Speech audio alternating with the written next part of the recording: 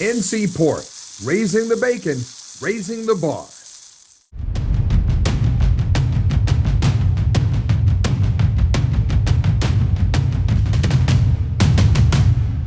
Our next guest led Washington State to bowl eligibility in 3 of the past 4 seasons. He was hired in December as the successor to our old friend Dave Clawson at Wake Forest. We get to call him the first-year head coach of the Demon Deacons, Jake Dickert. Coach, great to meet you. Thanks for joining us here on the North Carolina Sports Network. Well, I just fired up to be here to represent Wake Forest football. And like you said, carry on the tradition, that Coach Clawson has set. And, like I said, it's going to be an amazing opportunity and excited for the season. We want to separate fact from fiction right out of the gate. A part of your personal story is that you were at Wisconsin Stevens Point as a player, appendicitis, position change from wideout to quarterback. You thought of transferring. You decided to finish your career there. And somehow, as a byproduct of that, you met the woman who became the wife of your 3 children now in Winston-Salem. Is all that true, and what can you share beyond that? Every one of those things you said is exactly true. I did in the middle of the football season my senior year. I'd have appendicitis. I like to tell the guys I was back playing 2 weeks later, right? So a little different type of toughness, right? But yeah, I met my wife there. She actually lived in the apartment just above us. We've been on an amazing journey. 17 years ago, I was a Division III graduate assistant. I was dang near painting the lines on the field. Wow. We've moved 11 times in 17 years while having 3 kids, coached at every level of college football, one of only 2 Power 4 head coaches to do so. Just really blessed and thankful for everything this game has given me. Do we get to give you credit for it's Candace, right? Yeah. Did you kind of make sure you met Candace, or was it vice versa? That's an interesting story. She had a boyfriend at the time, so I had to take care of that, and we accomplished that feat, and I think the rest is history. Another family question. Your dad was a school superintendent. Is it a false jump to a conclusion that maybe he had a disciplinarian-type personality that led in part to you becoming a football coach? Well, he made the climb. So he started off as a teacher coach. Then he was our principal. Imagine being a principal at your school. You don't get away with a whole lot. And then superintendent.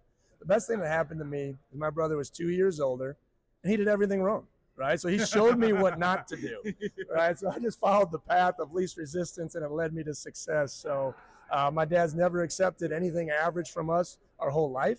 He never let us win one time in any sport we were competing in. And just really appreciative of that from him. You are among the younger head coaches that we've been meeting at many. I've been at a lot of these media events over many years now. Give us the quick description. Who should we be looking for running around in Winston-Salem? 2 boys and a girl, right? Yes. My daughter Riley just turned 14. She's going to be a freshman at Reagan High School playing volleyball. And my boys Jet and Jace are 10 and 8 years old. They're playing for the Forsyth Broncos. We're excited to get that journey started. And, me and my wife have been married for 13 years. We've embraced Winston-Salem. Like I said, we've been all over the country. And to really have a place where we can settle down, set our roots down is really a blessing to us and our family, and excited about doing that for a long time. Coach, I'm a Philadelphia, Pennsylvania transplant, but I've been in North Carolina for 30-plus years now. And I went through a cultural adjustment, like from accents, the way people spoke, to like little phrases, to even food was different, weather was different. How has that been for you? Because from basically born and raised in Wisconsin, all those coaching stops almost entirely out west. What comes to mind in terms of that cultural adjustment over these past, 8 months now? Well, the first thing is the NFL starts at 1 p.m., right? That used to be 10.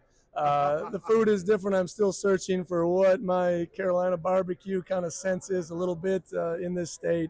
I love the heat and humidity. You do. People say I won't say that in August, but I will trade that any day for the cold and snow. Interesting. I've been in blizzards in Wyoming and North Dakota that have completely shut down the place. How many people have seen like 3 feet of snow and 6-foot snow drifts? So a little bit of heat and humidity, bring it on. I'm ready for it. I love it. Another food thing. I have heard that you are the breakfast king of the Midwest. What goes into that? I think I regret saying that a little bit, but it was one of my first jobs. Everyone in their lifetime should work at a restaurant. I've said that a million times. I worked my way from like busser to the front desk to being behind the scenes as a cook. Yeah, I mean, my pancakes, a little bit of blueberries in there. I can make eggs 17 different ways. Just really excited about that process. And I've carried on that tradition with my Blackstone now. So that's the way we like to do it. Another interesting aspect of your culinary skills. I have heard that you marinate, is it burgers in Sprite? Oh, man. The soft drink? All right, so Is it a secret? here's the backstory. Obviously, one of our players have told you this. In Wisconsin, you marinate your burgers and brats in beer. Okay, that is staple 101, right? But when you have the guys over, you don't want to waste a couple cases of beer, so you just use a little bit of Sprite. You don't want to let your burgers dry out. No one wants to serve dry burgers, so I think it's a family trick, brings a little bit of sweetness to it, so that's how you hold it in the slow cooker. I hope you'll take this next question the right way, because I was good friends with Jim Grobe, good friends with Dave Clausen. I think they'll both vouch for me, but this is a serious question. Why were you not scared of the Wake Forest job in a world where people hear that smaller private universities have a hard time winning consistently in football? And this is a factual statement. There's not a Wake coach in the last 70 years that finished his time with the Deacs with more wins than losses, despite lots of other success. So why, how much of that did you even know? And then why did you say that's the right place for me regardless? I think when you look at our backstory, there's no question that we've been through the most adversity in the country, in college football history probably, than we went through at Washington State. And we thrived in it, right? And I give so much credit to those players and the people in the administration there to be able to progress. A lot of people want to talk about challenges and obstacles. I love opportunity. I think that's exactly what Wake Forest is. The stability of 3 coaches in 30 years was very attractive to me. You got to be able to give time to be able to build a program. There's going to be some ebbs and flows. But I think the investment, the alignment of the people, everybody I met was really on point. And I think you just got to be at a place that you really believe in. I believe in academics. I believe in creating, great future husbands, fathers, and future leaders. Like, it just aligned with Wake Forest's mission. And to be in this part of the country that you can load your roster up with tremendous talent and reload it through the portal because of all the universities that are around you, I think is a great opportunity. And the ACC is not slotted. It isn't, right? SMU's proved it. You find, develop, recruit, and execute on Saturdays, you can end up in that ACC championship game. We've done it in the past in 21. We're the only North Carolina program to win the ACC championship the last 40 years, right? So I think there's a lot of things that we can build upon. That actually led to my next question. One of my favorite parts of your introductory letter to Wake Forest Deacon Nation was you said, hey, we're the best football program. We have 7 FBS teams in our state. In the state of North Carolina, and your quote was this century, essentially. So you just mentioned the ACC title. What else goes into that statement? Well, I think the biggest thing is just the appreciation that we're not the little engine that could. We're not. We've done it. We've had success. And I think people need to hear that. Okay, yes, we're producing some of the best men in the country that graduate with this amazing degree and go on to do great things. We got 19 players that are starting their NFL journey this fall camp. We've done it at such a high level. And, the NIL has been challenging on a lot of different people. We now have a plan.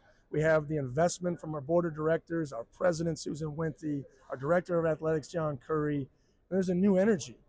Wake Forest needs to embrace the change. And I believe our fans have done that. Our alumni that I've talked to have been extremely receptive about the new energy and the mantra of what we're doing going forward. So that energizes me every day. And like I said, I'm just a kid from small town Kohler, Wisconsin. I've had a lot of things stacked up against me in my life, and this is just an amazing opportunity for our program. We might have to hit these rapid fire because you have a lot more stops in your car wash, so to speak. But explain the motto, built in the dark. Well, I think it's a belief that true greatness is forged in unseen moments, right? I have this saying, like, the light is blinding, right? A lot of players love, the social media. They love the money. They love the NIL. But at the end of the day, we got to have people that really understand their purpose, believe in a truly tough process, and want to embrace life's adversity and challenges. And when you have 105 people in your organization that understand what it takes on a daily basis, you can create success. A lot of people in today's world are afraid of that because they want instant success, but this team lives and thrives in those uncomfortable moments. I'm excited about who we are and showing that to the world eventually August 29th. I encourage folks to also check out Coach's BEST acronym and his trust acronym, but I think we have to let him go. The last thing for you is, what was Dave Clawson's input or advice to you that resonated with you as he kind of handed the baton, and he's still around there in Winston-Salem? I think the biggest thing, I had an opportunity to talk to Coach Clawson for about 4 hours before I took this job. And the best part is, it wasn't, the school, it was coach to coach, it was man to man. Here's why I love it. Here's how we created success. Here are the challenges. It was one of the most open and honest conversations that I've had. Just really appreciative of him. He wants us to be successful. I think there's a lot of people that leave places and they they don't want to see it, succeed and keep growing and developing. Coach Clawson does. And I take that with a true sense of authenticity, and I'm really appreciative of him and can't wait to get him back around the program. He helped build this thing for, I believe, 11 years. Just to kind of honor him and continue to do it the right way, I think it's going to be really special. His name is Jake Dickert. Thanks for your first visit here on the North Carolina Sports Network. Absolutely. Go Deeks.